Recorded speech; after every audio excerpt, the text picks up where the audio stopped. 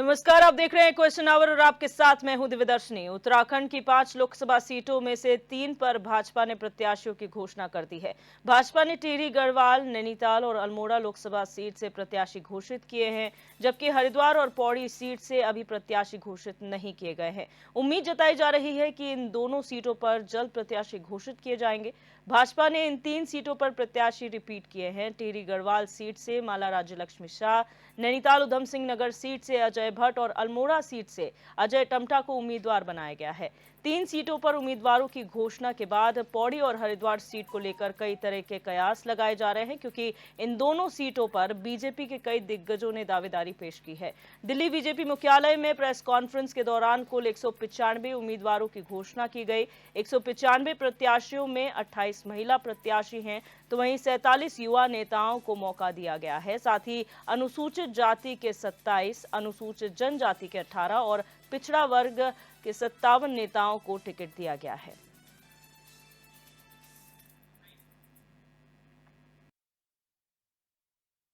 टिहरी गढ़वाल श्रीमती माला राज्य लक्ष्मी शाह,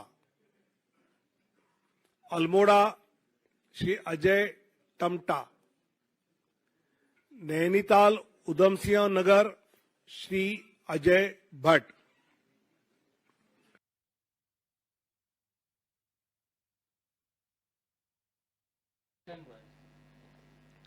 तो आपको बता दें कि 2024 लोकसभा चुनाव नजदीक है। ऐसे में 55 उम्मीदवारों की लिस्ट जो है भारतीय जनता पार्टी ने पार्लियामेंट्री बोर्ड को भेजी थी और उसमें से 3 सीटों पर नामों का ऐलान हो चुका है, जहां पर प्रत्याशी जो है वो रिपीट किए गए हैं, यानी कि जो वर्तमान में सांसद हैं उन्हें ही उम्मीदवार बनाया गया है। जो 3 सीटें आज घोषित की गई हैं उनमें टिहरी से माला राज्य लक्ष्मी शाह को रिपीट किया गया है, उन पर एक बार फिर भरोसा जताया गया है। वहीं आपको बता दें कि नैनीताल उधम सिंह नगर सीट पर अजय भट्ट ही प्रत्याशी हैं इस बार भी, और अल्मोड़ा पिथौरागढ़ सीट से अजय टम्टा को उम्मीदवार एक बार फिर बनाया गया है। हालांकि पौड़ी गढ़वाल की जो सीट है और हरिद्वार की जो हॉट सीट है, दोनों ही सीटें हॉट सीट मानी जा रही हैं। कई बड़े नेताओं के नाम इसमें शुमार हैं जो पॉसिबल कैंडिडेट्स हो सकते हैं। अब देखना ये होगा कि अगली जो लिस्ट जारी होगी किसको यहां पर मौका मिलता है। क्या यहां पर भी जो उम्मीदवार हैं वो रिपीट किए जाएंगे या फिर यहां पर नए चेहरों को मौका दिया जाएगा। हरिद्वार की अगर बात की जाए, ये इसलिए भी हॉट सीट मानी जा रही है क्योंकि यहां पर संत समाज भी अब आगे आके ये कह रहे हैं कि संतों को यहां से मौका दिया जाना चाहिए। तो क्या यहां पर बीजेपी संतों पर भरोसा जताती है, कैंडिडेट रिपीट करती है, या फिर जो है वो एक्सपेरिमेंट इस सीट पर किया जा सकता है किसी नए चेहरे के साथ?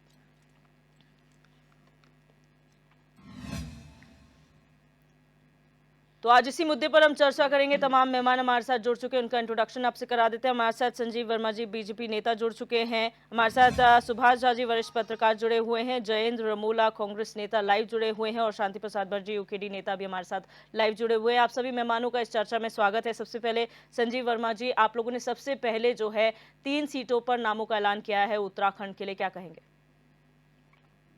दिव्य जी, देखिए, भारतीय जनता पार्टी इस समय अव्वल है। जिस तरह से हमारी जो चुनाव की तैयारियां हैं, चुनाव की तैयारियों को देखें तो हमारे इस समय प्रदेश से लेके बूथ स्तर से लेके और पन्ना प्रमुख तक हमारे तमाम कार्यकर्ता पूरी शिद्दत के साथ चुनाव की तैयारी में लगा है। और जिस तरह से उम्मीदवारों और प्रत्याशियों की लिस्ट जारी करने की बात हो तो उसमें भी भारतीय जनता पार्टी नंबर 1 पर है। और यदि आप वहीं कांग्रेस की यदि बात करते हैं तो कांग्रेस अभी उहापोह की स्थिति में है। वो लोग अपना, उनके जितने बड़े नेता हैं वो हैंड्सअप कर चुके हैं, और जिसका भी नाम का एक दिन जिक्र आ जाता है अगले दिन वो उसके लिए पीसी करके खंडन करता है, ना बाबा ना मैं नहीं। तो कांग्रेस के अंदर इतना हताशा, इतनी निराशा और एक तरह से पूरी तरह से आत्मसमर्पण वो लोग कर चुके हैं। और यह आत्मसमर्पण यह दर्शाता है कि किस प्रकार से माननीय मोदी जी, माननीय प्रधानमंत्री जी की इस समय एक जो प्रचंड बहुमत की हम लोग बात कर रहे हैं और जहां प्रचंड बहुमत की ओर देश पूरी तरह से आगे बढ़ रहा है, उसके ऊपर पूरी तरह से एक सहमति की मोहर कांग्रेस पार्टी के नेता भी लगा रहे हैं कि इस बार जो 400 पार का नारा भारतीय जनता पार्टी ने, हमारे बड़े शीर्ष नेतृत्व ने लगाया है, वो 400 पार निश्चित ही आने जा रहा है। क्योंकि जिस तरह से हमने विकास को डिलीवर किया है, जिस तरह से पूरे 10 साल बनाम 65-70 साल जो विपक्ष का जो शासन रहा, उससे यदि हम कंपैरिजन कर रहे हैं, जनता जो कंपैरिजन कर रही है, तो 10 सालों में हमने वो सब कुछ कर दिखाया जो 65 सालों में वो लोग नहीं कर पाए। जितना इंफ्रास्ट्रक्चर 60-65 साल में हुआ, उससे 1.5 से 2 गुना इंफ्रास्ट्रक्चर हमने 10 सालों में खड़ा करके दिखाया है। और एक मजबूत इंफ्रास्ट्रक्चर, और जिस तरह से आज देश चारों तरफ उन्नति कर रहा है, हमारा देश 11वीं अर्थव्यवस्था से 5वीं पर आ गया है और हम तीसरी अर्थव्यवस्था की ओर बहुत तेजी के साथ आगे बढ़ रहे हैं। तो मैं सोचता हूँ जनता ने पूरा मन बना लिया है। इस बार 400 पार का जो आपका लक्ष्य है, जो आपका आह्वान है, वह जनता उसको पूरी तरह से पूर्ण करने की ओर आगे बढ़ रही है। और दिव्या जी, वक्तव्य ले लूं मैं सभी से, फिर उसके बाद चर्चा में आएंगे। जयेंद्र मोल्ला जी, आज कैंडिडेट्स की बात हो रही है, कैंडिडेट्स को लेकर कांग्रेस कहीं पिछड़ती नजर आ रही है, क्योंकि भारतीय जनता पार्टी ने आज 195 लोगों की नामों की लिस्ट का ऐलान किया है, जिसमें 3 सीटें उत्तराखंड की है। क्या कहेंगे? अभी भाजपा की लिस्ट थोड़ी देर पहले ही जारी हुई, लगभग 195 लोगों की लिस्ट जारी हुई, जिसमें से उत्तराखंड की 3 सीटों पर प्रत्याशी घोषित किए हैं। और स्पष्ट रूप से आपने देखा होगा कि वही प्रत्याशी जो माला राज्यलक्ष्मी शाह, जिनको शायद आपने कभी नहीं देखा होगा, हमने कभी नहीं देखा, जनता ने भी कभी नहीं देखा, तो ये जनता समय पर जवाब देगी। और कहीं भी कांग्रेस पिछड़ नहीं रही है। कांग्रेस के आज बैठक होनी थी दिल्ली में, बैठक पोस्टपोन हुई। 6 तारीख को सब लोग बैठेंगे और बहुत जल्दी ही लिस्ट भी घोषित की जाएगी, जल्दी लिस्ट घोषित की जाएगी और जल्दी ही मैदान में हमारे प्रत्याशी कूदेंगे। बिल्कुल। शांति प्रसाद भट्ट जी, आप क्या कहेंगे? आज 3 नामों का ऐलान हो चुका है उत्तराखंड की अगर बात की जाए, 5 में से 3 का ऐलान और 3 में कैंडिडेट्स रिपीट हुए हैं, इसको देखकर क्या लगता है आपको? देखिए दिव्या जी, पहले तो भारतीय जनता पार्टी को इस बात के लिए बधाई कि उन्होंने ऐसे कैंडिडेटों को अपना जो है आश्वासन दिया और समझा कि ये लोग कैंडिडेट सुयोग्य कैंडिडेट हैं। जैसे अजय भट्ट जी हो गए, अजय टमटा जी हो गए, या रानी राज्य लक्ष्मी जी जो हैं। मेरा सिर्फ इतना ही कहना है कि भारतीय जनता पार्टी ने इस बात पे मोहर लगा दी कि बंगालियों को यहाँ मूल निवास दिला के ही छोड़ना है इन्होंने।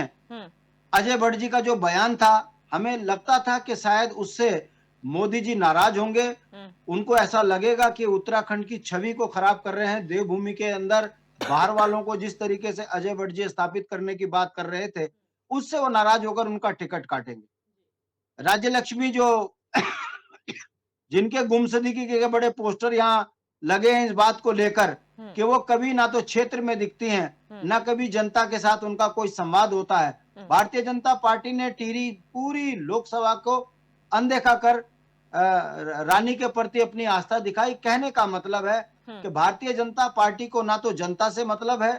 भाजपा 400 पार अपने दम पर जाने की जो बात कर रही है, उससे लगता है कि जनता की आवाज की अनदेखी भाजपा ने करी है। और जिस तरीके से पौड़ी की अनदेखी, अभी जो टिकट फाइनल ना होना, ये इससे पता चलता है कि पौड़ी के सांसद का जो अपमान 3 व्यक्तियों के सामने हुआ है, उससे पता चलता है कि पौड़ी की अनदेखी वर्तमान दौर पर हुई है। वहां पर भी किसी ना किसी को थोपा जाएगा, जो दिल्ली में बैठकर चरण वंदना करेगा उसको टिकट मिलेगा। हरिद्वार के अंदर जो सिर फुटअव्वल है, उससे पता चलता है कि एक कद्दावर नेता निशंक उसका टिकट कटना तय है। ये मान के चले कि उनकी राजनीतिक हत्या इसके बाद शुरू हो जाएगी। अब आ जाइए बुनियादी सवालों में कि भारतीय जनता पार्टी को 10 साल जनता ने अपना मत देकर लोकसभा भेजा, मगर मैं पूछना चाहता हूं, जो कहते थे कि पहाड़ का पानी, पहाड़ की जवानी पहाड़ के काम नहीं आ रही। जो कहते थे कि भाइयों बहनों मुझे वोट दो, मैं पहाड़ की तकदीर और तस्वीर बदल दूंगा। अरे आपसे के माध्यम से मैं पूछना चाहता हूं, वन कानून में बदलाव नहीं हुआ, जिस कारण जंगली जानवर हमारे बच्चों को मार रहे हैं। इसमें 5 सांसद फेल हुए, उन्होंने संसद में एक शब्द भी वन अधिनियम परिवर्तन करने के लिए बात नहीं कही, जिस कारण पहाड़ की उपेक्षा हुई। दूसरी बात, जो गांव इन्होंने गोद लिए थे पांचों सांसदों ने, उन गांवों में स्वास्थ्य की और शिक्षा की स्थिति बड़ी खराब है। कहने का मतलब है महिलाएं सड़कों पे प्रसव करती रही। हर घर नल हर घर जल जो केंद्र की योजना थी वो घोटालों की भेंट चढ़ गया, और नल सांप की तरह घर के आंगन में लगा तो है मगर पानी उसमें नसीब नहीं है। भारतीय जनता पार्टी ये नहीं बता पा रही कि आप पानी दोगे कहां से, और जो दोगे भी वो हमारा ही पानी हमें बेचकर हमको आर्थिक रूप से कमजोर करने का प्रयास इन 10 सालों में लोकसभा में सांसदों ने ना बोलकर किया है। चौथी बात, बता जिस देश का राजा 500 रुपए किसान निधि देकर 5 किलो राशन देकर वाही लूट रहा हो, समझ सकते हो उस राज्य की स्थिति क्या होगी। पहाड़ के किसान इंडिया में सबसे ज्यादा आर्थिक रूप से कमजोर किसान नंबर 1 कहलाए गए हैं। दूसरी बात, जिस तरीके से पहाड़ की आर्थिकी पर चोट लगी है, जिस तरीके से उत्तराखंड पूरे भारत में बदनाम हुआ है, जहां महिलाओं की सुरक्षा के नाम पर 0 साबित हुआ है, देश में नंबर 1 है असुरक्षा के मामले में, जहां महिलाएं सड़कों पे प्रसव कर रही है, जिस राज्य में अपनी अंकिता की मां धरना दे रही है इस बात के लिए कि मेरी बेटी को न्याय दो, और वीआईपी का नाम जैसे उसने खुलकर कहा है उसको बचाने का काम जो सरकार कर रही है, इन तमाम चीजों को जानकर समझकर मोदी जी की चुप्पी ये बताती है कि ये केवल राजनीतिक लाभ लेकर उत्तराखंड के संसाधनों को बेचने में नंबर 1 है, क्योंकि ना तो भू कानून पर काम हुआ ना मूल निवास पर काम हुआ। कहने का मतलब है इन 10 वर्षों में भारतीय जनता पार्टी के लोकसभा में गए हुए सांसद राजनीतिक रूप से इतना निकम्मे साबित हुए हैं कि उनके कारण आज उत्तराखंड की उत्तराखंडियत खतरे में पड़ गई है। हमारा ये मानना है, क्योंकि मोदी ने वोट मांगा था तो सवाल मोदी के ऊपर खड़े होते हैं कि मोदी जी देवभूमि की संस्कृति में शराब बेचने में नंबर 1 हो रहे हैं, मोदी जी उत्तराखंड के संपत्तियों को बेचने में नंबर 1 हो रहे हैं, जनसंख्या विस्फोट में नंबर 1 हो रहे हैं, और देवभूमि को शराब भूमि बनाने में नंबर 1 प्रधानमंत्री मोदी जी बने हैं। ये मैं इसलिए मोदी जी का नाम ले रहा हूं क्योंकि मोदी जी के नाम से उत्तराखंड में वोट मांगे जाते हैं। मैं पूछना चाहता हूं, जब मोदी जी के नाम से वोट मांगा जाता है तो मोदी जी ने आखिर उत्तराखंड की अनदेखी क्यों करी, ये सवाल हम आपके माध्यम से भाजपा से पूछेंगे। ठीक है, इस पर चर्चा करेंगे। सुभाष झा जी, अगर आज की लिस्ट को अगर देखें और जो नामों का यहाँ पर पॉसिबिलिटीज नजर आ रही थी उसको देखकर क्या कहेंगे? देखिए, नामों की जितनी जल्दी घोषणा हो जाती है किसी भी पार्टी में, उस पार्टी के सेहत के लिए बेहतर होता है। उसका मूल कारण ये है कि जो जिसे खड़ा होना है, जिसे चुनाव लड़ना है, उसे पता होना चाहिए कि उसे लड़ना है और उसे लड़ने के लिए समय चाहिए होता है जी। और जब तक ये अस्पष्टता नहीं होती है फिर जो है संशय की स्थिति में ये उम्मीदवार होंगे, ये उम्मीदवार होंगे, ये उम्मीदवार होंगे, उस परिस्थिति में जो मूल उम्मीदवार है वो भी संशय में रहता है और जिसे लड़ना है वो भी संशय में रहता है, कार्यकर्ता भी संशय में रहते हैं। तो निश्चित तौर पर भाजपा ने ये एक अच्छा काम किया कि उसने अपने उम्मीदवार घोषित कर दिए। रही बात पौड़ी और हरिद्वार की, तो यही 2 जगह ऐसा है जहां भाजपा को अगर कांग्रेस चाहे और कांग्रेस अगर पूरी मेहनत करे तो भाजपा, मुझे लगता है कि वहां से भाजपा हारेगी, कम वोटों के अंतर से हारे, ज्यादा वोटों के अंतर से हारे। लेकिन बावजूद इसके कांग्रेस, एक बैठक आज कांग्रेस का रद्द हुआ, दूसरा बैठक फिर 6 को बता रहे हैं। अभी देखिए कि कांग्रेस की लिस्ट कब आती है, लेकिन मुझे लगता है कि यह कांग्रेस के सेहत के लिए अच्छा नहीं है। कांग्रेस को चाहिए था कि कांग्रेस भी अपना उम्मीदवार की लिस्ट 1-2 दिन में जारी कर देता, वो ज्यादा बेहतर होता। रही बात भाजपा के सांसदों की अपने मुद्दों को लेकर के, तो निश्चित तौर पर जो जिन सांसदों ने गांवों को गोद लिया था वो सिर्फ हवाई वाली बात रह गई। उन गांवों की हालत बहुत अच्छी नहीं है। बावजूद इसके पार्टी ने उन्हीं पर विश्वास क्यों किया, पार्टी ने फिर उन्हीं को उम्मीदवार क्यों बनाया, अपने कार्यकर्ता के भरोसे पर बनाया या जनता के भरोसे पर बनाया, ये पार्टी जाने और जनता उसका जवाब देगी अगर देना चाहती है तो ये समय बताएगा। लेकिन बावजूद इसके मुझे लगता है कि अभी 2 उम्मीदवारों की घोषणा और भाजपा को करनी है, और उसमें कई यहाँ के कदावर नेता लगे हुए हैं, चूंकि ये सीट सबसे ज़्यादा हॉट सीट बना हुआ है।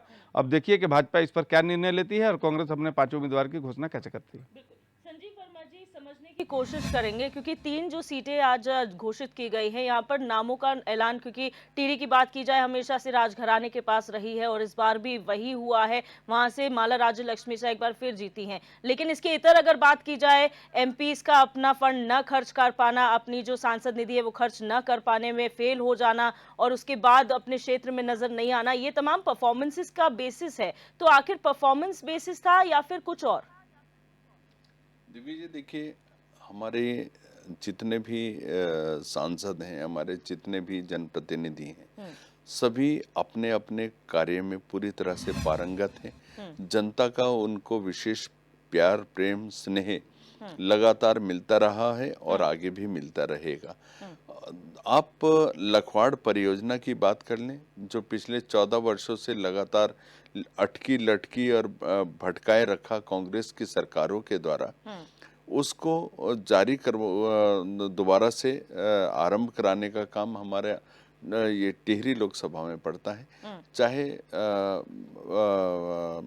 अपना ब्लॉक स्तर पर सेंट्रल स्कूल्स की व्यवस्था की बात हो, चाहे अन्य इंफ्रास्ट्रक्चर की बात हो, चाहे आप ये जो हमारा ऑल वेदर रोड जो हमारा यमुनोत्री सेक्टर है, इसको डेवलपमेंट करने की बात हो, अन्य कई सारी टनल्स की बात हो, कई सारे जो भी इंफ्रास्ट्रक्चर से संबंधित कई सारी ऐसी चीजें हैं अमूलचूल जो सांसद के कार्यक्षेत्र में आती हैं, उन तमाम को पूरा करने का और उन पर काम करने का काम हमारी तमाम सांसदों के द्वारा, हमारे जनप्रतिनिधियों के द्वारा किया गया।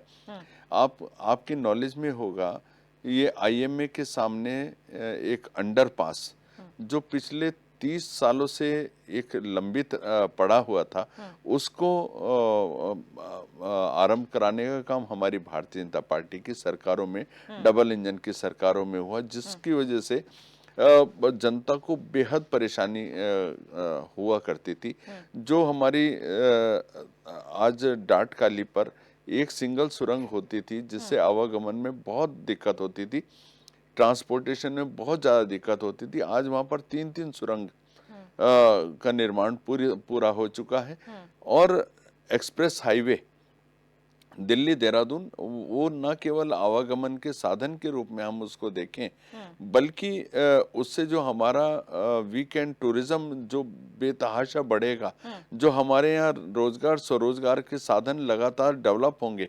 उसी तरह आप जमरानी बांध की बात करें तो 45 सालों से लटका अटका वो जमरानी बांध, जिससे सिंचाई के साधन डेवलप होंगे, जिससे अच्छा संजीव जी, मेरा एक काउंटर क्वेश्चन आपको ये है कि इसमें सांसदों का क्या रोल है? ये सेंटर के द्वारा जो है, ये मोदी सरकार या सेंट्रल केंद्र के द्वारा ये सारी अप्रूव्ड योजनाएं हैं जो पहले से चल रही थी, इसमें सांसदों का क्या रोल है? और अगर इतने ही एक्टिव है तो फिर ये रिपोर्ट्स क्यों आती है कि वो अपनी जो सांसद निधि है उसे खर्च करने में फेल साबित हुए हैं?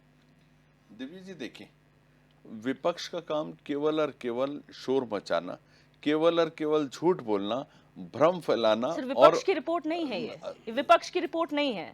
जो ऑथेंटिक रिपोर्ट आपके जो फंड खर्च करने के लिए आती है, उसकी बात हम कर रहे हैं। दिव्या जी देखिए, आप भी सुनी सुनाई बातें कर रही हैं, आप भी सुनी सुनाई बातों के ऊपर हम न्यूज चैनल है सर, हम सुनी सुनाई बातों पे विश्वास नहीं।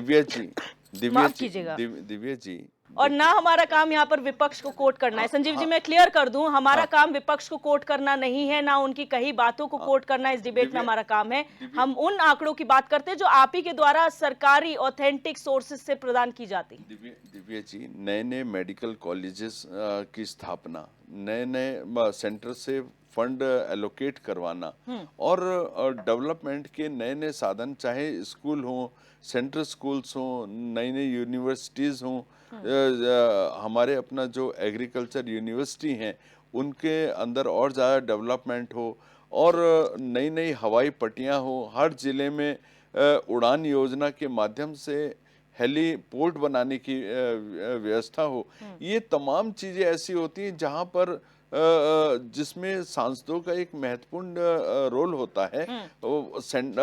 राज्य की बात को, राज्य की समस्याओं को और राज्य के डेवलपमेंट को हमने कैसे अग्रसारित करना है और कैसे राज्य की जनता की मांगों को हमने सेंटर तक पहुंचाना है और सेंटर से फंड एलोकेट कराकर हमने राज्य को विकास की एक नई दिशा देनी है। उसमें हमारे सांसदों का बहुत बड़ा रोल होता है। और आप देखिए आज जिस तरह से अभी हमारे 3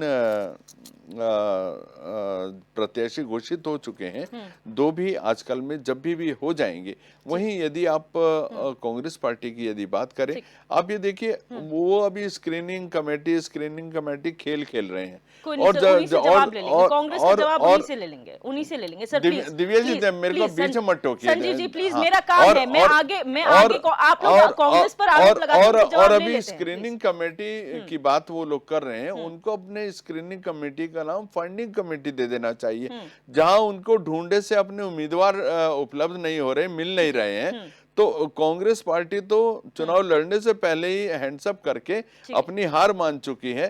ये पूरा की पूरा इस तरह पे एक संकेत दे रहा है। जयेंद्र रमोला जी, आप लोगों पर आरोप है, आप लोग ये कहते हैं ठीक है कांग्रेस बीजेपी चाहे कोई भी लिस्ट जारी करे, लेकिन कांग्रेस कहाँ है? पिछड़ती हुई इसलिए नजर आ रही है सर क्योंकि आप लोगों ने, कौन आपका प्रत्याशी होगा, इतने सारे लीडर्स बड़े बड़े ये कहते हैं हम चुनाव नहीं लड़ना चाहते, आप लोग खुद संकेत देते हैं, तो आखिर पिछड़ता हुआ क्यों ना कहें आपको? मैडम कितने लीडरों ने कहा कि हम नहीं लड़ना चाहते? हरीश रावत, हरक सिंह रावत, प्रीतम सिंह नहीं, हरीश रावत भी कह रहे हैं मैं चुनाव लड़ूंगा, हरक सिंह रावत जी भी कह रहे हैं मैं चुनाव लड़ूंगा, यशपाल आर्य, सिर्फ प्रीतम सिंह जी ने ये कहा है, यशपाल आर्य जी ने भी कहा है चुनाव के लिए तैयार नहीं। यशपाल आर्य जी ने भी कहा है, वर्तमान में विधायक भी हैं, लगातार विधायक भी हैं। दूसरा, अभी मैं इनकी बात पे आना चाहता हूँ, जो भी शख्स बीजेपी के बैठे हैं, क्योंकि मुझे दिखाई दे रहा, उनका नाम भी नहीं पता, ये कह रहे हैं हमारी सांसद निधि खर्च आपने, मैंने भी सांसद निधि गूगल सर्च किया, 74.12%, लगभग 95.65 करोड़ की सांसद निधि अभी तक खर्च नहीं हुई है इनकी। तो सांसद निधि में सबसे पिछड़ी है, जबकि सरकार जो पैसा देती है केंद्र सरकार, वो जनता के लिए, डेवलपमेंट के लिए होता है। वो क्यों खाते में रख के संभाल के बैठे हैं अभी तक? और ये जो योजनाएं और परियोजनाएं गिना रहे हैं आज भी, कि अगर आप ऑल वेदर रोड की हालत देखेंगे, अभी आज ही बारिश हुई है, अगर अभी जाके देखेंगे तो ऑल वेदर रोड की स्थिति इतनी दयनीय हो गई है कि गाड़ियों के टायर तक संभालने मुश्किल हो जाएंगे। और नाम केवल ऑल वेदर रोड है, लेकिन केवल ये कुछ महीनों तक चलती है, फिर अगले कोई सा भी वेदर आता है उस वेदर में इसकी उखड़ने लगती है। दूसरा इनका कहना है कि कांग्रेस प्रत्याशी घोषित करने में समय व्यतीत कर रही है, हमारा पार्टी का मैटर। आपने पिछली बार हमारे कैंडिडेट पहले घोषित हुए थे, आपके कैंडिडेट बाद में घोषित हुए थे, तो ये हर चीज का अपना अपना समय। आपके यहाँ तो हिटलर शाही की तरह आदेश हो जाता है कि इसको लड़ाना है, जयेंद्र रमोला जी, मेरे सवाल का एक जवाब दे दीजिए। सभी लोगों को, ठीक है रमोला जी, एक छोटा सा जवाब दे दीजिए सर कि जिन सीट्स पर अभी नामों का ऐलान हुआ है, क्या आपके पास टफ कंटेंडर्स हैं वहां पर? क्योंकि टिहरी से माला राज्य लक्ष्मी साहब फिर रिपीट हुई है, नैनीताल और जो अल्मोड़ा सीट है वो रिपीट हुई है, क्या वहां पर टफ कंटेंडर्स हैं? अगर हाँ तो वो कौन रहेंगे? और अगर जो सीटें जो छोड़ी गई है उसमें क्या आप कंपटीशन मानते हैं कांग्रेस का? बहुत सारे नाम हैं टिहरी में भी बहुत सारे नाम हैं, और सुरवीर सिंह सजवान दावेदार हैं, हिता सिंह बिष्ट दावेदार हैं, हमारे विधायक विक्रम सिंह नेगी हैं, और संगठन चाहेगा तो प्रीतम सिंह जी अपने आप में मजबूत दावेदार हैं। हमारे यहाँ अगर आप नैनीताल अल्मोड़ा में कहेंगे टमटा जी के सामने, तो हमारे प्रदीप टमटा जी के सामने दावेदार है, और पार्टी चाहेगी तो यशपाल आर्य जी दावेदार हैं, और युवा नेता के रूप में यशपाल आर्य जी के बेटे को भी दावेदारी के रूप में दावेदार। ऐसा नहीं है, यहाँ तो सुनाई नहीं होती कि क्या होता है कि इसको पिक एंड चूज वाला आगे दे दिया जाता है। हमारे यहाँ जितने भी दावेदार हैं उनके बारे में बातचीत होती है, जानकारी होती है, उनका जनाधार भी पूछा जाता है। यहाँ तो केवल अभी हमारे भट्ट जी ने बहुत सारी चीजें बहुत स्पष्ट रूप से बता दी है कि केवल और केवल मोदी जी के नाम पर अगर इनकी काबिलियत पूछ ली जाए, इन सांसदों की जो 5 सांसद रहे हैं, इनकी काबिलियत पूछी जाए तो इनको 100 में से 0 अंक मिलेंगे। केवल ये मोदी जी के नाम पर, मोदी जी के उसमें अपना अपना उल्लू सीधा कर रहे हैं, अन्यथा अपने यहाँ इनका कार्यकाल बिल्कुल जीरो है। माला राजलक्ष्मी साहब का एक पत्थर ऐसा बता दीजिए, आज टिहरी झील के आसपास की तमाम जमीनों को, एक तरफ तो भू कानून की बात करते हैं, हम भू कानून को सख्त करेंगे, टिहरी झील के आसपास की तमाम जमीनों को अगर आप जांच करवा लीजिए, कौन लोग खरीद रहे हैं, कितने लोगों ने उनको जमीनों को एक्वायर करना शुरू कर दिया। तो रमोला जी, यही तो समझने वाली बात है, यही समझने वाली बात है कि जब आप लोगों को पता है कि ये सारी समस्याएं हैं, तो ऐसा क्यों है कि पिछले 2 बार के टर्म से बीजेपी 5 सीटों पर काबिज है, कांग्रेस अपना खाता नहीं खोल पाई है? सर देखिए, ये जनता का मूड है, जनता ने किस तरह से है, कुछ हो सकता है पिछली बार हमारे जो प्रत्याशी रहे, जो हमारे पार्टी के प्रत्याशी रहे, वो अपनी बातों को कहने में जनता के बीच में सफल नहीं हो पाए। लेकिन अब क्योंकि जो मोदी जी वादा करके गए थे, जो मोदी जी गारंटी लेके गए थे अपनी उस समय, उस गारंटी में लगातार फेल होते हुए नजर आ रहे हैं। आप देख लीजिए, मोदी जी अरे आप तो वैसे दिशाहीन है, आपके पास तो मुद्दा ही कोई नहीं है मेरे भाई।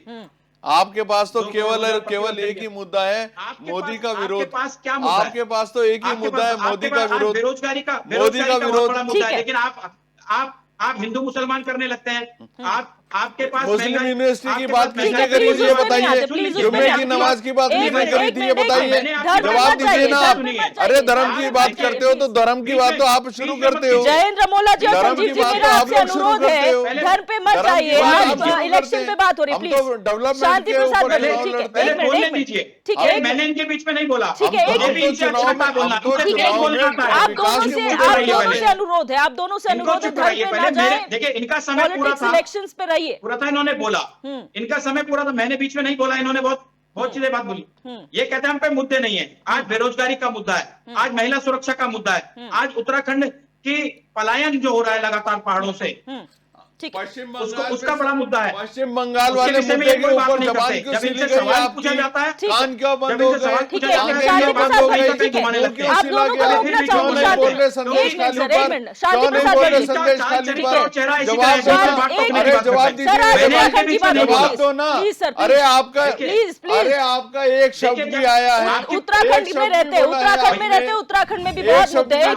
शांति प्रसाद भट्ट वो जी, मात्र शक्ति नहीं है क्या? जयेंद्र रमोला वो जी और मात्र संजीव जी, शक्ति प्लीज। नहीं है क्या? शांति प्रसाद भट्ट जी, वो बहनें आप हमारी बात बहनें सुनते नहीं हैं, है। एक मिनट, दोनों राजनीतिक दलों अगर पर इन्हीं से बोलना, इन्हीं को बुला दीजिए, अकेले एक डिबेट में इन्हीं की सुनिए। मिनट, ये बीच में रमोला बोल जी, रहे हैं। आप आरोप नहीं लगा सकते, आपको भी बोलने का मौका मिल रहा है। सर, आरोप प्रत्यारोप से ये हटकर बीच घर में पे क्यों ना बोल रहे जाए, हैं? ये घर बीच पे में ना क्यों बोल जाए। रहे हैं? अरे आप तो लोग झूठ काम मैं इनके बीच में नहीं बोला। एक झूठ मिनट, क्यों परोस रहे हो? एक मिनट, शांति झूठ क्यों प्रसाद परोस रहे हो? मैं आप इनके बीच में बताइए बोला। ना। अरे सच्चाई तो आप है भैया। शांति प्रसाद नरेंद्र भट्ट, मोदी ये जनता संदेश को खाली की डिसाइड बात करते करने हैं। दीजिए, जनता नरेंद्र को मोदी डिसाइड अंडे का अरे करने तो दीजिए, आप अपनी क्यों बात नहीं रखिए। करते? नरेंद्र मोदी आसाम की बात नहीं करते, संदेश आप खाली की क्यों बात नहीं करते हैं। आपका जबान सीधी जाती है क्या? दुनिया भर की सारी बातें आपकी करते हैं जुबान और सीधी झूठ जाती परोसने है का क्या? काम बीजेपी का, बीजेपी शांति के प्रसाद लोगों का भट्ट जी, है। अगर आप मुझे सुन बीजेपी पा के रहे लोगों हैं, का है। आप हमेशा आरोप लगाते हैं दोनों राष्ट्रीय दल हैं, इन्होंने कुछ नहीं किया है, उत्तराखंड क्रांति दल को मौका नहीं दिया जनता ने, लेकिन अगर इस बार मौका मिले तो शायद आप कुछ बेहतर इस प्रदेश के लिए कर सकते हैं। क्या इन कंटेंडर्स के सामने आपके पास कोई टफ चेहरे हैं जो लड़ सकते हैं, जो टफ फाइट दे सकते हैं? देखिए दिव्या, जो उत्तराखंड राज्य आंदोलन में जिन्होंने संघर्ष किया है, हमारे वही प्रत्याशी होंगे। हमें कहीं कोई दिक्कत नहीं है। हम धरती पुत्रों की पार्टी है, जनहित के मुद्दों पर संघर्ष कर रहे हैं। यदि हम संघर्ष में घबराए होते तो ये पार्टी इन 24 वर्षों में कब खत्म हो चुकी होती। हम हैं तो मुद्दे जिंदा हैं। हम हैं तो हम पूछ रहे हैं कि आखिर पूरे लोकतंत्र में भारतीय जनता पार्टी कह रही है कि हम 5 सीट जीतेंगे, मगर गांव की जनता कह रही है कि हम चुनाव का बहिष्कार करेंगे। वो चाहे फिर गैरसैंण के जनता हो जो सड़क के लिए चुनाव का बहिष्कार कर रही है, या फिर वो डोईवाला की वो सनगांव की जनता है जो ये कह रही है कि हम जो है इस बार वोट नहीं डालेंगे, हमें रोड का वादा किया था, रोड नहीं मिली है। इसी तरीके से किमसार यमकेश्वर के अंदर किमसार के लोग कह रहे हैं किमसार मोटर मार्ग नहीं बनेगा, बीन नदी का पुल नहीं बनेगा, तो हम भारतीय जनता पार्टियों को घुसने नहीं देंगे गांव में। ऐसे ही सिंगताली पुल की मांग को लेकर जनता सड़कों पर आंदोलित है और वो कह रही है कि हम भारतीय जनता पार्टी का बहिष्कार करेंगे, लोकसभा का बहिष्कार करेंगे चुनाव का।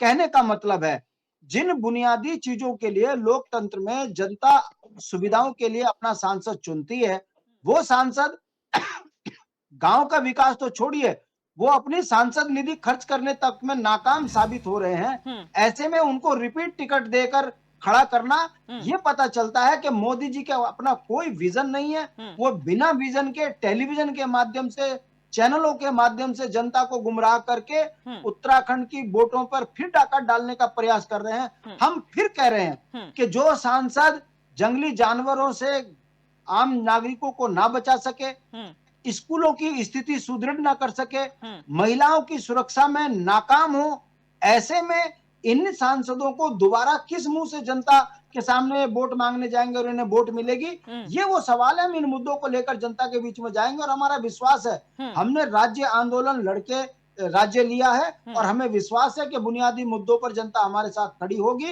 और जिस दिन मुद्दों पर वोट पड़ेगा हम एक तरफा जीत कर आएंगे।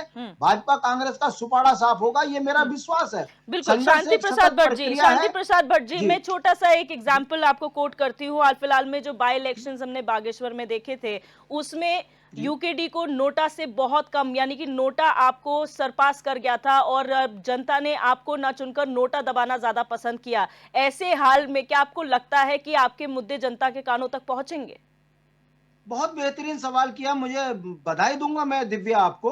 और ये जनता सुने इस चीज को कि हमारी जो बुरी कदर हार हुई है, उसके बाद जो विधायक बने हैं, मैं पूछना चाहता हूं आपके माध्यम से कि बागेश्वर में एक एडवोकेट है डीके जोशी, वो गांव के लोगों को, महिलाओं को लेकर बंदर भगाओ फसल बचाओ आंदोलन चला रहे हैं। मैं पूछना चाहता हूं, यदि विधायक जीता है लोकतंत्र में, तो फिर कहां है जनता की आवाज? हम कह नहीं रहे हैं कि हर बुनियादी चीजों पर जनता आंदोलन कर रही है।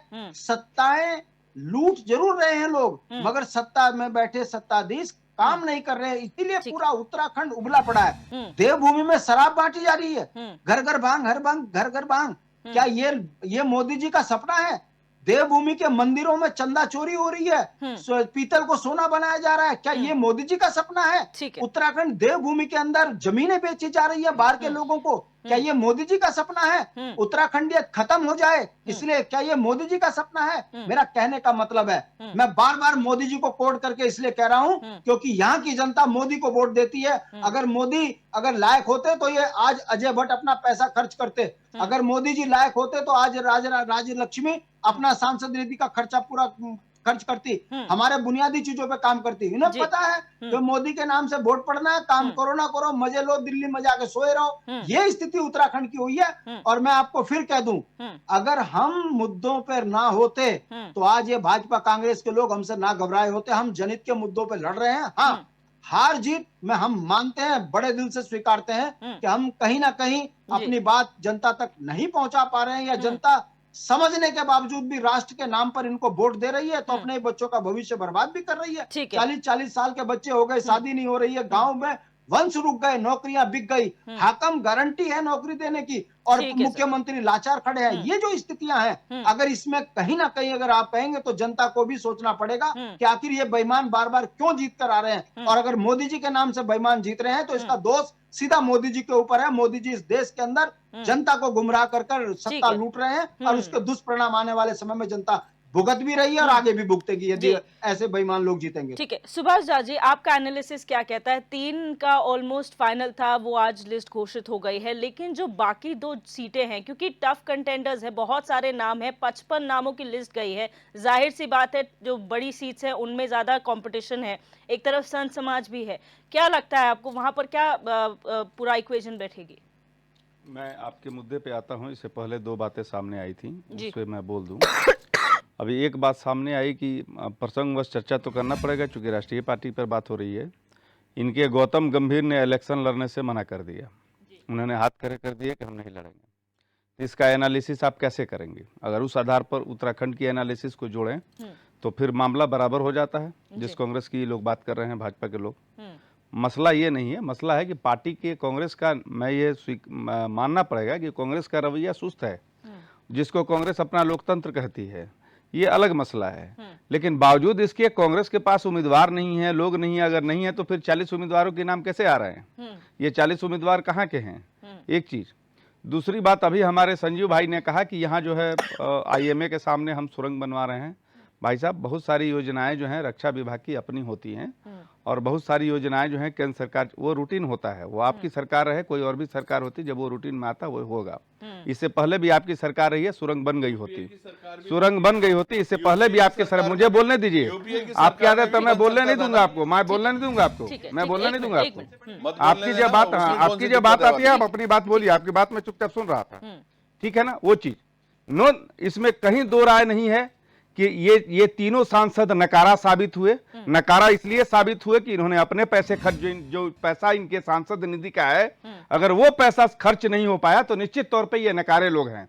और ये नकारे लोग इतने हैं कि जनता के बीच जाने से ये घबराते हैं। आज के डेट में इनके पार्टी के नेता जाते हैं, इनके पार्टी के अध्यक्ष जाते हैं, ये लोग नहीं जाते हैं। एक बात, ये सच्चाई है। दूसरी बात, इन्होंने कहा कि ये लेट लतीफी है, ये बहाना है, ये है। तो ये बताइए कि ये आप एक बड़ी पार्टी हैं, आप ये बड़ा दिल क्यों नहीं दिखाते? क्यों 6 महीना से आप अंकिता भंडारी के वीआईपी का नाम जो है बार बार औपचारिक तौर पर बताने से आप कतरा रहे हैं? क्यों कतरा रहे हैं? जब उसकी मां ने बता दिया तो आपको स्पष्ट बता देना चाहिए। ऐसी लाचारी, ऐसी व्यवस्था इस पार्टी की क्यों है? बहुत सारे ये सवाल हैं। दूसरी बात, अब फिर डेंगू का समय आ रहा है, उस समय इलेक्शन भी होगा और फिर डेंगू का समय अब आ गया है। ये जिस टेम्परेचर में डेंगू होता है फिर ये भी होगा। दूसरी तरफ स्मार्ट सिटी के नाम पर जो पैसे खर्चे नहीं हुए, लोग आपसे पूछेंगे कि आखिर आपने क्या किया।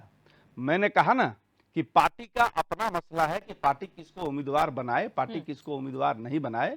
लेकिन ये भी इसके समानांतर है सवाल कि ये जो सांसद हैं, ये लोग अपने लोकसभा क्षेत्रों में नहीं गए। लोग इनसे काफी नाराज हैं, लोग काफी गुस्से में हैं। लोगों का मूल मसला यहाँ है, बात यहाँ आकर के खड़ी है कि लोग हिंदू मुसलमान करने वालों को वोट दे, कि लोग ब्राह्मण, ठाकुर, ओबीसी, दलित, महादलित, जातीय जनगणना वालों को वोट दे। लोग इस दुविधा में हैं और लोगों के पास इस दुविधा से निकलने के लिए कोई तीसरा विकल्प सामने नहीं है। इसलिए भाजपा जीत जाए, इसलिए कांग्रेस जीत जाए, ये अलग मसला है जी। ये गुलजामा मसला हुआ। अब आप 2 सीटों पर को लेकर के सवाल कर रही थी। ये 2 सीट जो है, इसमें हरिद्वार सीट में बहुत सारे वोट जो है, हरिद्वार सीट मैदानी क्षेत्र का वोट है। पौड़ी सीट में भी बहुत सारे वोट हैं जो पौड़ी को टच करता है, हरिद्वार के एरिया को भी टच करता है, वो प्रभावित करता है। ये 2 सीट शुरू से हॉट सीट रहा है।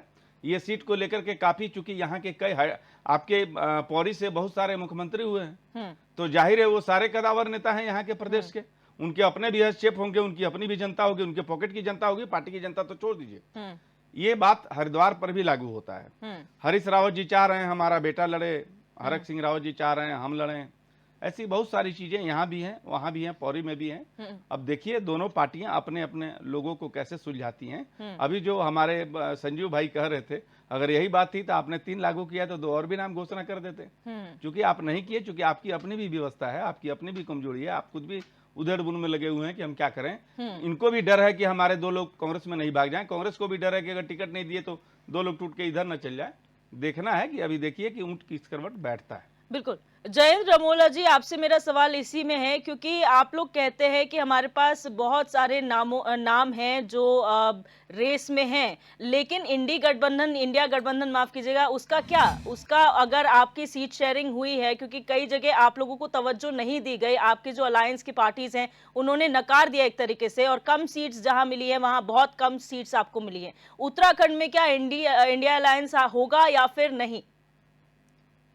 देखिए, अभी तक जो तय हुआ है उत्तराखंड के अंदर इंडिया अलायंस की कोई चर्चा नहीं हुई है। लेकिन ये क्योंकि केंद्रीय स्तर का मामला है, वहां पर सीडब्ल्यूसी में जो भी तय होगा, उसमें जो भी तय होगा वो निर्णय हम लोग के कार्यकर्ता के रूप में, हम उत्तराखंड के कांग्रेस के लोग उस निर्णय को मान्य होंगे।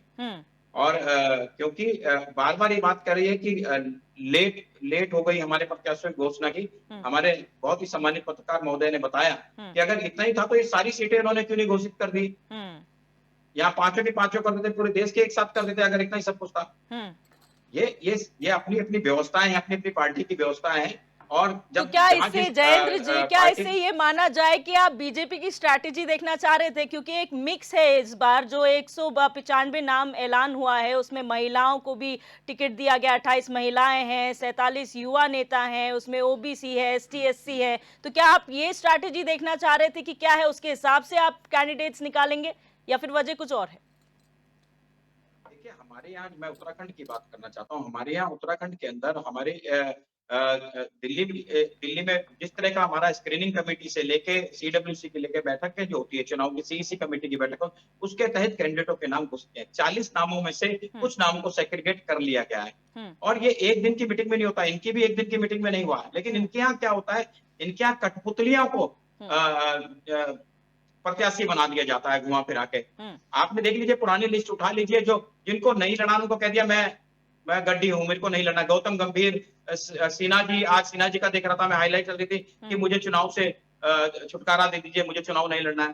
तो कुछ ना कुछ तरीके से इनके लोग क्यों भाग रहे हैं, इनके युवा नेता क्यों भाग रहे हैं? गौतम गंभीर युवा नेता है, जयंत सिन्हा युवा नेता है, ये क्यों भाग रहे हैं? तो कहीं ना कहीं अंदर खाने कुछ ना कुछ गड़बड़ है, कुछ ना कुछ गड़बड़ है और स्ट्रेटेजी भी देखनी पड़ती है। और ये केंद्रीय लेवल का मामला है, सांसद का टिकट हमारी केंद्रीय समिति ने देना है, वो उस तरह से क्या क्या तय करके देंगी, किस तरह से प्रत्याशी घोषित करेंगे और बहुत जल्दी इनके सामने हमारे प्रत्याशी उनको वॉकओवर देने का काम नहीं करेंगे। जिस तरह ये कह रहे हैं कि इनके पास प्रत्याशी नहीं है, इनके पास वो नहीं है, तो भैया अभी चुनाव में समय, अभी तो चुनाव की घोषणा भी नहीं हुई है, चुनाव की घोषणा तो हो जाने दीजिए, अपने आप प्रत्याशी अपने आप दिखाई देंगे और फिर लड़िए सामने जो लड़ना होगा, अपने आप दिखाई देगा कौन कौन प्रत्याशी चुनाव लड़ेंगे। संजीव वर्मा जी, आरोप प्रत्यारोप के इतर अगर बात की जाए, 2 सीट्स ऐसी है जो हॉट सीट्स है और वहां पर बहुत सारे दावेदार है, चाहे आप पूर्व मुख्यमंत्री की बात कर ले, त्रिवेंद्र सिंह रावत है, उसके बाद अजीत डोभाल के बेटे शौर्य डोभाल का भी नाम सामने आ रहा है पौड़ी से, और हरिद्वार की अगर बात की जाए तो संत समाज भी यहां से टिकट की मांग कर रहा है कि आप संतों को मौका दीजिए। तो आप सामंजस्य कैसे बिठाएंगे? दिव्या जी देखिए, ये कौन हमारे वहाँ से प्रत्याशी होंगे, यह निर्णय हमारा शीर्ष नेतृत्व करेगा और बहुत ही शीघ्र, मैं सोचता हूँ 1 आध दिन के अंदर ही ये सब कुछ डिस्क्लोज हो जाएगा, सब कुछ हमारे आपके सबके सामने आ जाएगा। और देखिए, जिस तरह से भारतीय जनता पार्टी ने 400 पार का जो हमारा एक लक्ष्य है, जो लक्ष्य दिया है, हम उस लक्ष्य को पार करेंगे और पूरी तरह से जनता हमारे साथ है। जनता माननीय मोदी जी के द्वारा जो गारंटी दी गई है, जो गारंटी की बात कही गई है, उसके साथ है। जब जब माननीय मोदी जी के द्वारा और जो भी आह्वान किया, उसको जनता ने सर माथे लिया और मैं सोचता हूँ आने वाले समय में जो हमारी भारतीय जनता पार्टी ने हर सीट को 5 लाख से अधिक मतों से जीतने का जो एक लक्ष्य निर्धारित किया है, हम उसमें भी पूरी तरह से कामयाब होंगे। जनता भारतीय जनता पार्टी के साथ है और कांग्रेस पार्टी को जनता ने पहले भी नकारा। 2022 का भी जो हमारा विधानसभा का चुनाव हुआ था, उसमें भी जनता ने पूरी तरह से कांग्रेस को नकारा। एक बार पुनः इनको नकारने का काम जनता पुनः करेगी। और अभी मेरे कांग्रेस के मित्र कह रहे थे कि भारतीय जनता पार्टी धर्म की राजनीति करती है, तो श्रीमान जी, वो शाहीन बाग में जो बिरयानी आप लोग बांट रहे थे, वो क्या था? वो क्या था? वो धर्म की राजनीति नहीं थी क्या? वो तुष्टीकरण की राजनीति नहीं थी क्या?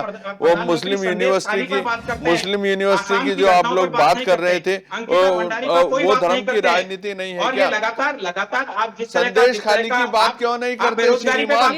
वो बहनें हमारी नहीं है क्या? वो मातृशक्ति हमारी नहीं है क्या? उनकी भी बात करिए ना। उनके लिए आपकी जुबान क्यों ताला लग जाता है? आंखें क्यों बंद हो जाती है? कान क्यों बंद हो जाते हैं? रोजगार देने की बात की थी, आज भी लोग बेरोजगार हैं। आपने कहा था 15-15 लाख रुपए खाते में आएंगे, आज भी नहीं है। तो कहीं ना कहीं मोदी जी की गारंटियां फेल हुई है। क्योंकि खास तौर पर हरिद्वार सीट की अगर हम बात करें, ठीक है, आपके शीर्ष नेतृत्व का वो फैसला है, क्योंकि पूर्व मुख्यमंत्री त्रिवेंद्र सिंह रावत हैं, पूर्व प्रदेश अध्यक्ष मदन कौशिक का वहां से नाम है, जो करंट में आपके सांसद है रमेश पोखरियाल निशंक, वहां से उनका नाम है, यतीश्वर आनंद का भी नाम सामने आ रहा। अगर आप किसी संत चेहरे को उतारते हैं तो ये बड़े चेहरे हैं, किसी एक का भी टिकट कटता है तो प्रॉब्लम होती है, वहां पर टूट हो सकती है। दिव्या जी देखिए, जिस तरह से भारतीय जनता पार्टी का कुनबा लगातार बढ़ रहा है, विभिन्न दलों से, विभिन्न पार्टियों से, विभिन्न वर्गों से और विशेष तौर से कांग्रेस पार्टी से जो एक बहुत बड़ी टूट लगातार हो रही है, इनके पूर्व विधायक और अन्य कई सारे ऐसे जनप्रतिनिधि, चाहे पंचायतों में हो, चाहे इनके संगठन के पदाधिकारी हो, 9,522 करनी है, अभी तक ज्वाइनिंग 9,522 ज्वाइनिंग अभी तक हो चुकी है, जो माननीय मोदी जी भारतीय जनता पार्टी की रीति नीतियों से प्रभावित होकर भारतीय जनता पार्टी को जिन लोगों ने अंगीकार किया, जो लोग शामिल हुए, डर से बेचारे बीजेपी ज्वाइन कर रहे हैं। मेरे भाई इसका मतलब ये है कांग्रेस पार्टी में सारे भ्रष्ट हैं। इसका मतलब कांग्रेस पार्टी में सारे भ्रष्ट हैं। जो आपकी पार्टी में गए, आप खुद स्वीकार कर रहे हैं, आप खुद स्वीकार कर रहे हैं, आप खुद स्वीकार कर रहे हैं, आप अपराधी हैं, भ्रष्टाचारी हैं, घोटालेबाज हैं, आप स्वीकार कर रहे हैं ना। अरे आप स्वीकार कर रहे हैं ना, अरे आप खुद मेरे भाई आप स्वीकार कर रहे हैं ना, आप घोटालेबाज हैं, आप भ्रष्टाचारी हैं, अपनी पार्टी में आप भ्रष्टाचारी हैं, आप अपराधी हैं, उनकी जांच आज भी करवाई, आप अपराधी हैं, स्वीकार कर रहे हैं ना। भेजिए उनके आईडी क्या। ठीक है सुभाष झा जी, ठीक है, सुभाष झा जी, एक छोटी सी बात यहाँ पर समझने का अपराधियों के साथ खड़े होने का ये चरित्र छोड़िए। बीजेपी कांग्रेस का आरोप प्रत्यारोप का दौर हमेशा से कोई नई बात नहीं है। आप अंकिता भंडारी के अपराधी हैं, आरोप प्रत्यारोप बीच में आप युवाओं के अपराधी हैं, आप बेरोजगारों के अपराधी हैं, आप कमलेश के जो अग्निवीर की भर्ती के लिए आया था, जिसने सुसाइड कर लिया, आप उसके अपराधी हैं। में उसका जवाब मिल जाएगा, कौन कितना पाक साफ है कौन नहीं है, जनता डिसाइड कर लेगी, वो जनता पे छोड़ दीजिए, अभी उस पर डिस्कशन नहीं करते हैं। सुभाष झा जी, आपको पहले भी नकारा है, आने वाले समय में दोबारा आपको नकारने पूरी जा रही है। इक्वेशन बन रही है, पूरी इक्वेशन जो मैंने सवाल संजीव जी से किया था, वो सवाल मैं आपसे समझना चाहूंगी कि आखिर किस तरह से सामंजस्य बिठाया जाएगा, क्योंकि पहले भी आरोप लगते थे।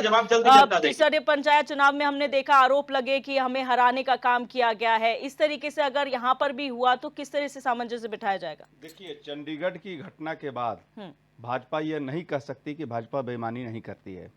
सुप्रीम कोर्ट से ये प्रमाणित हो जाने के बाद भाजपा ये नहीं कह सकती कि भाजपा बेईमानी नहीं करती है। और उसमें किसी एक व्यक्ति को सिर्फ ये कह दिया जाए कि वहां का इलेक्शन का ऑफिसर जो था उसका दिमाग खराब था, तो ये भी मानने वाली बात नहीं है। ये पूरा सिस्टम में कहीं ना कहीं से ये तालमेल है, जो होगा वो सवालिया निशान भाजपा पे खड़े करती है। भाजपा को ये बात स्वीकार करना पड़ेगा, एक बात।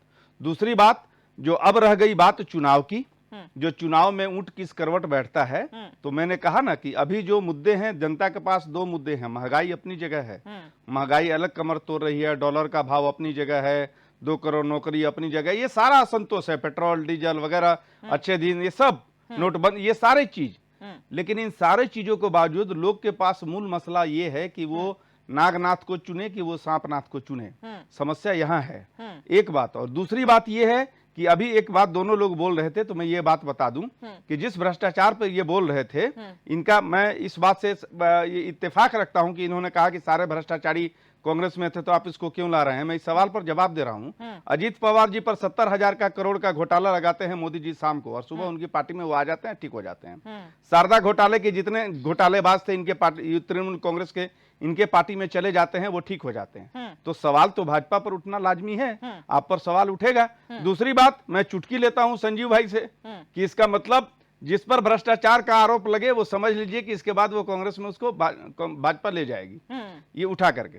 ये सीधा मसला। आप ये बताइए, अब रह गई बात इनके चुनाव की, अब रह गई बात इनके चुनाव की। तो जनता के पास दो ही विकल्प है। मैंने फिर कहा, जो कांग्रेस को जो राहुल की जो कर्नाटक यात्रा के बाद, बताइए ऐसा, राहुल की कर्नाटक यात्रा के बाद वो जांच लगातार जारी है। अमृत निकला था, वो अमृत कांग्रेस को नुकसान करेगी। फिर ये जातीय जनगणना में जो लोग कांग्रेस के प्रति सॉफ्ट कॉर्नर रखते थे, उसमें से आधे से अधिक लोग कांग्रेस से सिर्फ इसलिए दूर हो गए कि इन्होंने जातीय जनगणना की बात करके, आप ये नहीं कह सकते कि एक तरफ सांप्रदायिक हिंदू मुसलमान की राजनीति अगर विष देता है, वो विष बमन करता है और नफरत की राजनीति है, तो आपकी जाति की राजनीति भी नफरत की राजनीति है। और लोगों के पास समस्या ये है कि दोनों नफरतवादियों की इस राजनीति में से किस राजनीति को वो चुने। बिल्कुल, मैं फाइनल कमेंट की ओर बढ़ूंगी और शांति प्रसाद भट्ट जी आपसे शुरुआत करूंगी। शॉर्ट में फाइनल कमेंट। जनगणना होनी अत्यंत आवश्यक है। आज नगर निगम के चुनाव को पीछे कर दिया गया है। सिर्फ और सिर्फ जातीय जनगणना नहीं होने की वजह से, इनकी तैयारी नहीं होने से, इनको हार का डर था बीजेपी को, इसलिए चुनाव नहीं कराया गया। भाई से भाई को लड़ाओगे क्या? भाई से भाई को लड़ाओगे क्या? एक मिनट प्लीज, मेरे पास समय की कमी है। जयेंद्र मोला जी और संदीप जी, प्लीज एक मिनट। कोर्ट ने कहा है कि जल्दी चुनाव कराया जाए। ठीक है जयेंद्र मोला जी, मैं फाइनल कमेंट की ओर बढ़ रही हूँ, मेरे पास समय की कमी है। शांति प्रसाद भट्ट जी, शॉर्ट में फाइनल कमेंट।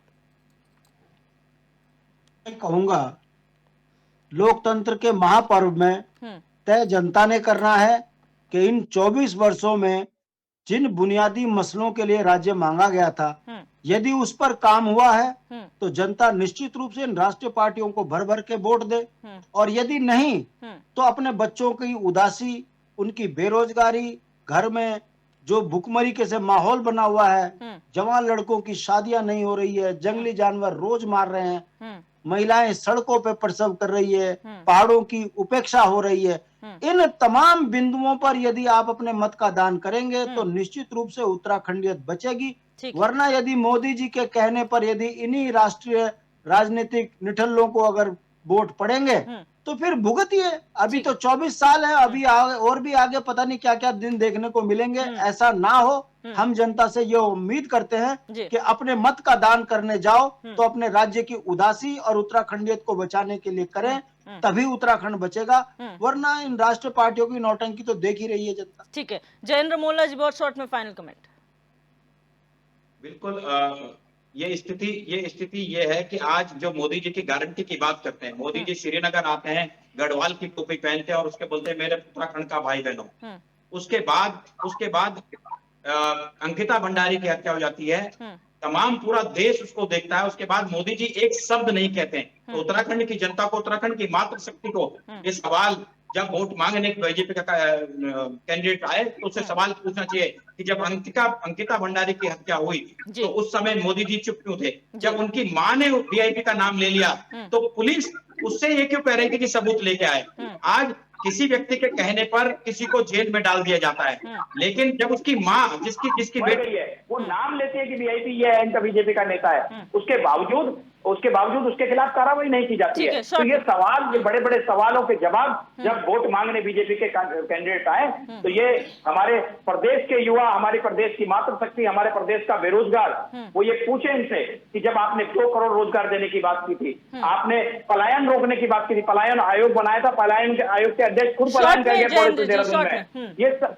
ये सारे चीजों का सवालों के जवाब के साथ ही जनता को उनके कैंडिडेटों के सामने रखने चाहिए और तब वोट करना चाहिए। और कांग्रेस ने पहले भी जनता के साथ में रही, आगे भी हमारे जो प्रत्याशी आएंगे और कांग्रेस पार्टी केंद्र नेतृत्व मिलेगा तो उत्तराखंड के अंदर जो तमाम चीजें की रुकी, जो तमाम मूलभूत सुविधाएं रुकी, उसको पूरा कराने का काम कांग्रेस पार्टी करेगी। ठीक है संजीव वर्मा जी, शॉर्ट में फाइनल कमेंट।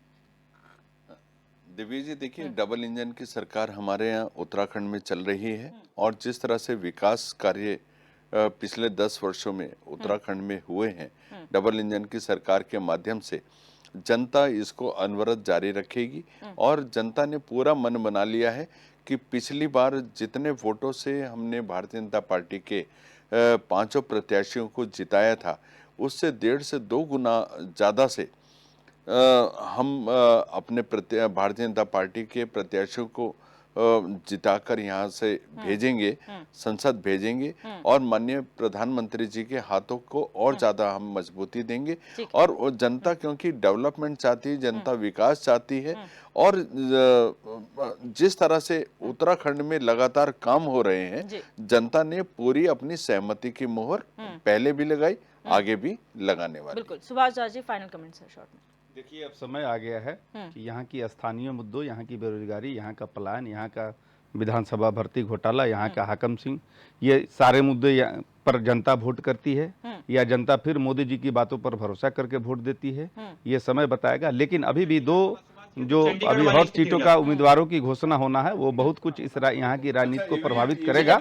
ये समय की तैयारी करोगे। अभी देखिए कि उस अरे इलेक्शन की बात कर लेना, ईवीएम को छोड़ दो, ईवीएम को छोड़ दो। बहुत बहुत शुक्रिया। आज हमने चर्चा की किस तरीके से भारतीय जनता पार्टी ने अपने जो लिस्ट है, पहली लिस्ट है कैंडिडेट्स की, वो जारी की है। 195 लोगों की लिस्ट है, जिसमें 3 सीटें उत्तराखंड की भी हैं, जिसमें कैंडिडेट्स रिपीट किए गए हैं, यानी कि जो वर्तमान में सांसद है उन्हें ही इस बार एक बार फिर जो है टिकट दिया गया है, उन पर भरोसा जताया है। 2 सीटें अभी भी बाकी है, यानी कि पौड़ी गढ़वाल की सीट और हरिद्वार लोकसभा सीट जो हॉट सीट मानी जा रही है। अब देखना ये होगा कि किस बिना पर यहाँ पर जो है चेहरे डिसाइड किए जाते हैं और कौन वो चेहरे होते हैं जो अगली बार चुनाव में लड़ते हैं। बहरहाल क्वेश्चन आवर में मेरे साथ बस इतना ही। आप देखते रहिए HNN 24/7, जुनून सच दिखाने।